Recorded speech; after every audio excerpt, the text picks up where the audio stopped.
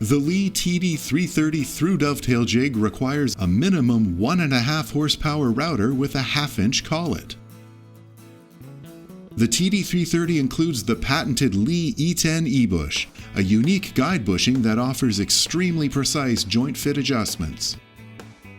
The Lee E-bush is designed around the 1 3/8 inch industry standard. Some routers accept the Lee E-bush directly, while others require the use of a guide bushing adapter. Check for your router on the guide bushing adapter selector on our website. For more information on the Lee TD330 jig, visit leetools.com. And don't forget to subscribe to our YouTube channel. All Lee products carry a full 5-year warranty, the best in the business.